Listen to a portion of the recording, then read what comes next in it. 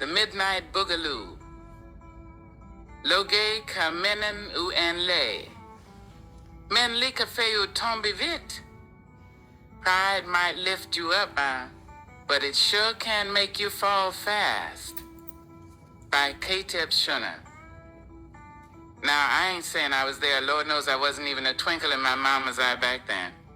But I swear this tale right here has lived in my bones since the day my grandmama Celestine first told it to me.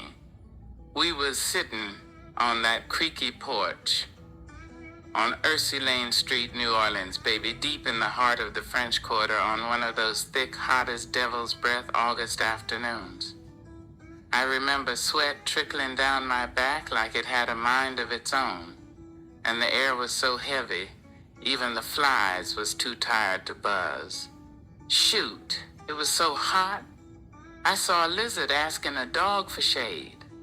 Grandmama said the heat was so bad, it made the devil himself fan his face and ask for sweet tea. Grandmama had that big old straw hat on, the one with the pink flower that had long since given up looking like a flower, and she fanned herself with a church program from 3 Easters ago. And just as I was drifting into a nap from the heat, she leaned in, dropped her voice real low and said, "Let me tell you about the Midnight Boogaloo." Lord have mercy. I perked right up, 'cause whenever she lowered her voice like that, it meant the good part was coming. And baby, it came in hot. It all went down in the summer of 1950, when New Orleans was buzzing like a bee in a peach orchard. Folks was strutting their stuff in their finest duds, trying to shake off the week's worries in the juke joints peppered all through the back streets and alleyways. These joints, sugar, they was more than shacks with a jukebox. They were shrines to sweat, soul, and scandal. The kind of places where folks two-step their troubles away and dance their pain into poetry. Now the crown jewel of 'em all was Miss Hattie's House of Shimmies, a place so lived the walls could have caught the Holy Ghost. Miss Hattie, rest her gossipy soul, was a sassy, big-boned woman with a laugh that could curdle milk and a switchblade tongue that had cut pride at the knees. She ran that juke joint tighter than a corset on Sunday.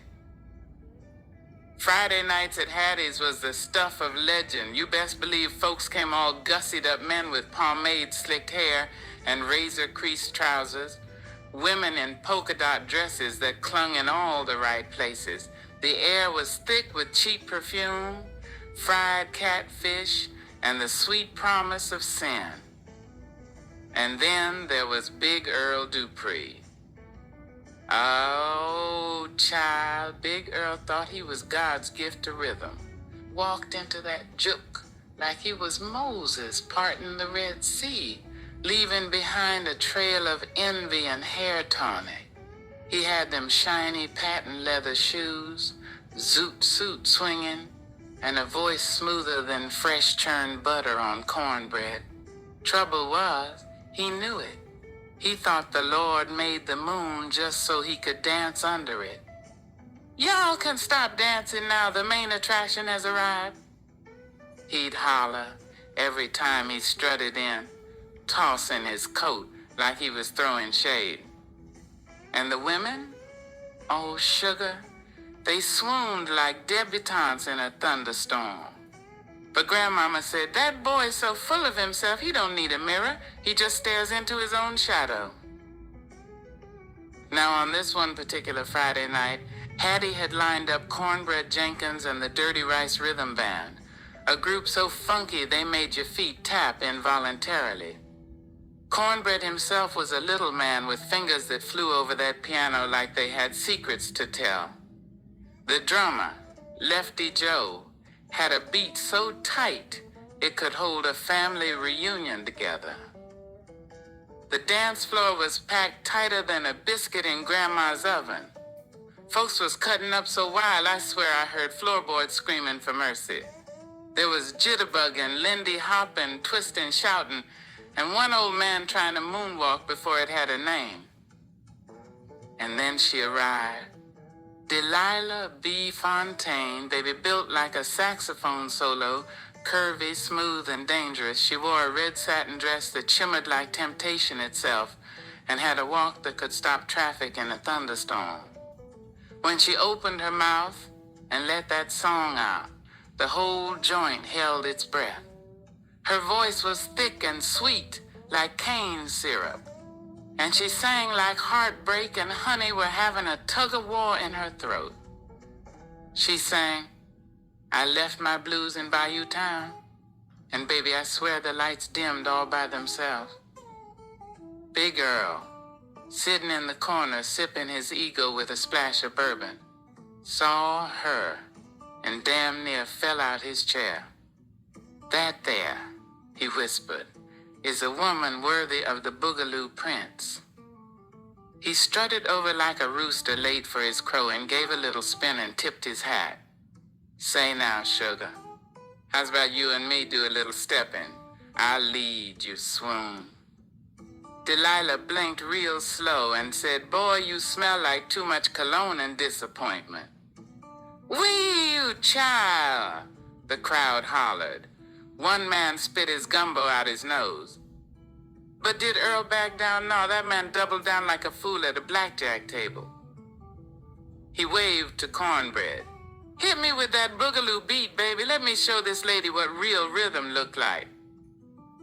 Cornbread gave a sly grin, cracked his knuckles, and the band launched into the dirtiest, funkiest backbending rhythm this side of Tremay. It was the kind of beat that made your knees move without permission. Big Earl started in. Lord, that man twirled, dipped, glided, moon crawled, and even did a spin so fast his suit changed colors. Folks was gasping, cheering, dropping their drinks. He pulled out all the stops, threw his hat in the air, did a double backslide, and even attempted a split 'em. That's where he messed up. As he dropped down like James Brown caught in a prayer meeting, one of his shiny shoes caught a loose board. Next thing you know, Earl's feet went one way, his pride went another, and his behind went straight to the floor with a crack so loud somebody yelled, was that thunder or just judgment?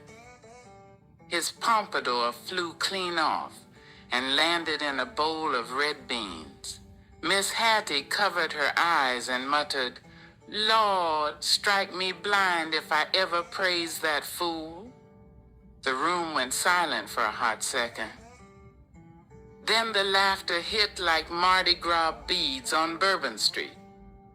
One lady fanned herself yelling, that man fell harder than my souffle at Thanksgiving. Somebody else shouted, he looked like a catfish jumping out the skillet. And Delilah? She just stepped around him, looked down and said, sure enough, that's what pride gets you. Grandmama said Earl limped out that joint like a man walking away from a broken engagement.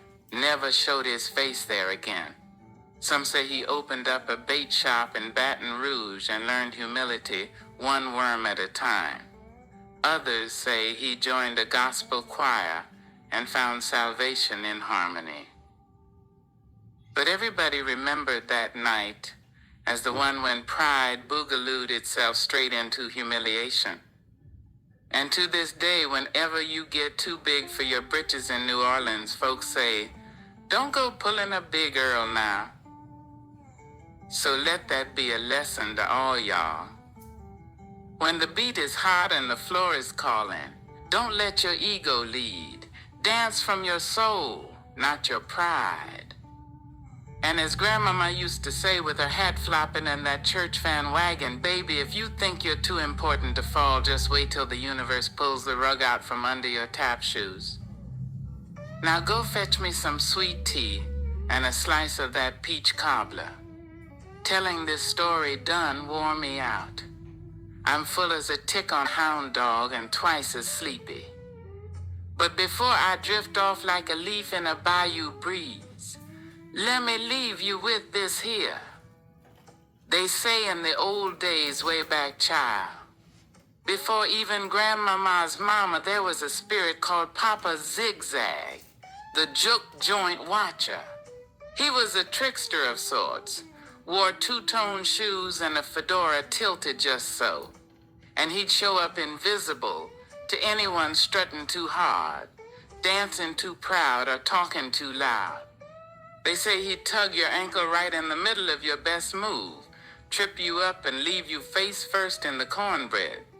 Folklore says if you feel a sudden wobble on the dance floor, it might be Papa Zigzag reminding you to humble yourself before life does it for you.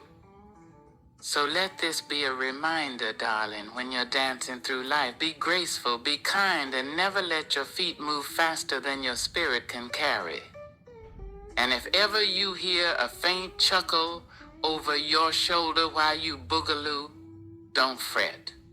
That's just Papa Zigzag having himself a good old laugh, blessing you with a second chance to get it right. Now hush up and pass me that fan. I'm sweating like a sinner at a baptism. Author's note by Kateb Nuri Alim Shana. Now look here. I ain't saying I wrote this story while sipping sweet tea under a magnolia tree with a tambourine in one hand and a slice of bread pudding in the other. But I ain't saying I didn't either. See, the Creator got a real sense of humor, child. You ever trip over absolutely nothing in front of a crowd and look up at the sky like, why, Lord?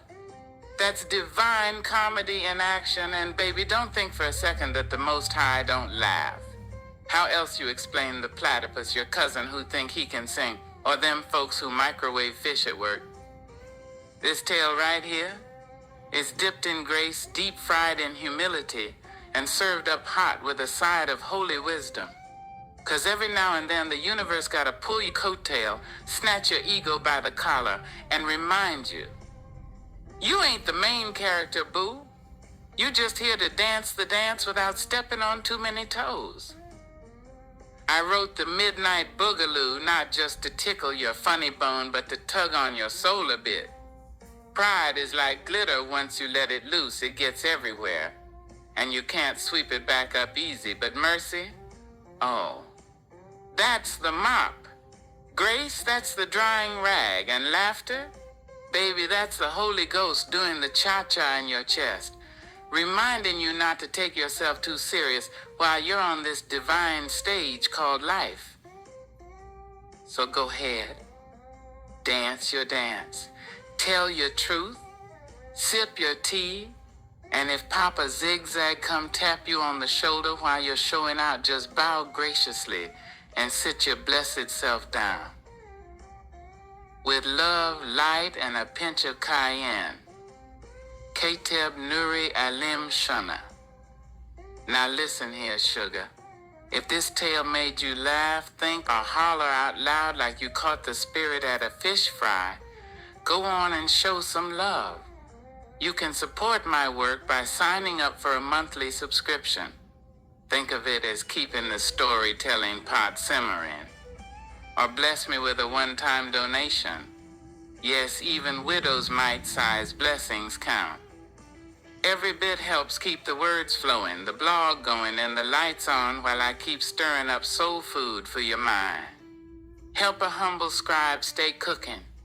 'Cause even storytellers gotta pay for Wi-Fi and sweet tea.